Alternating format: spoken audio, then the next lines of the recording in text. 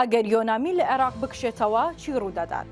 بەرپرسانی عێراق بۆچی لە پلاسخارد نیگەرانن؟ سوودانی بۆچی داوای کۆتایهێنان با ڕۆڵی یۆنامی دەکات؟ پلاسخارد ئەو ژنەی 6 ساڵە بەرپرسانی عێراقی تەنگەتاو کردووە. 6 ساڵە ژنێکی دیپلۆماتکار یەخەی بەرپرسە عێراقیەکانی گرتووە. لە کۆڕوکۆبوونەوەکاندا ڕەخنەی توند لە بەرپرسان دەگرێت. لە نەتەوە یەکگرتوەکان و لە ئەنجومەنی ئاسایش بە زمانی توند باسی گەندەڵی بەرپرسان و دواخستنی هەڵبژاردن و گرفت و پێشێلکاریەکانی مافی مرۆڤ لە عێراق و هەرێم دەکات.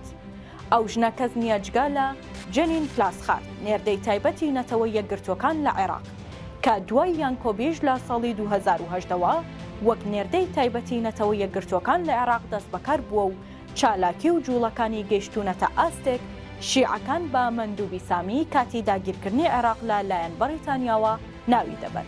لە ئێستادا سوودانی داوای کردووە ڕۆڵی نەتەوە یەکگرتوەکان لە عێراق کۆتایی پێبێت و چاوەڕێ دەکرێت کۆتایی ئەم ساڵ ئەم ژنە وەک دوای نوێنەری ئەو ڕێکخراوە نێودەوڵەتیەکە عێراقی پڕ لە کێشە و ململانێ و ئاڵۆزی جێبهێڵێت.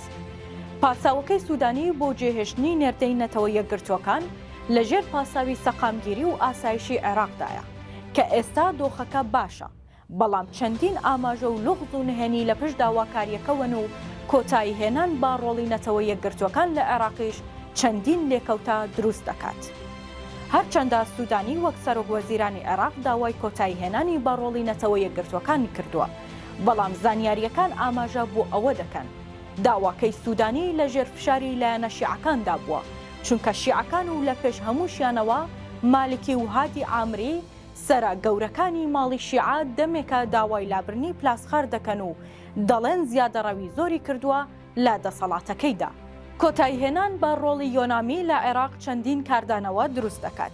بە تایبەت چاوەڕێ دەکرێت ئاڵۆزی و ململانی لایەنەکان زیاتر پەرەبستێنێت، چونکە هێزە گەورە و خاوەن هێزەکان فشارەکان زیاتر دەکەن بۆ سەردامەزراوەکانی حکوومەت و پچڕینی بودجەی زیاتر و دەستێوەردانی زیاتر دەکەن لە بازرگانی و گەندەڵی لەسەر حسابی خەڵک و هێزە بچووکەکان کە لە ئێستادا چاودێری نەتەوە یەکگرتوەکان بەشێکی زۆری ئەمەی کەم کردوتەوە و لایەنەکانیش حسابی بۆ دەکەن.